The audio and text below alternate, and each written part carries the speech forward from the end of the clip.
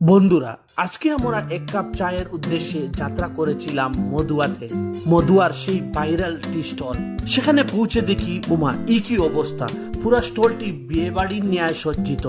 আর রাতি বাজে 12টা, আর এখনো লোকদের এত সমাগম। বিভিন্ন বরাকবেলির বিভিন্ন প্রান্ত থেকে লোক আসেন সেখানে চা পান করতে, বিশেষ করে রমজান মাসে।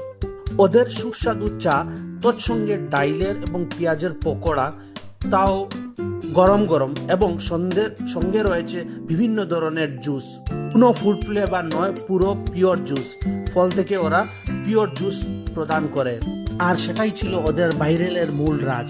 সেখানে পৌঁছে দেখা হয় ফানি ক্রিয়েটর রনিক মজুমদার ভাইয়ের সাথে।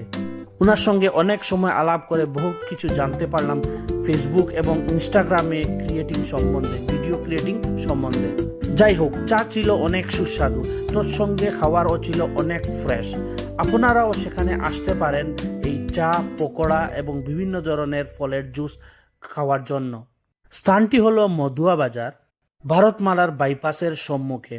প্রতি রাত প্রায় 4টা অবধি সেই স্টল খোলা থাকে। তাই আপনারা যদি চা প্রেমী হন, তাহলে দেরি কিসের, চলে আসুন এই সেই ভাইরাল টি স্টল মধুয়াতে।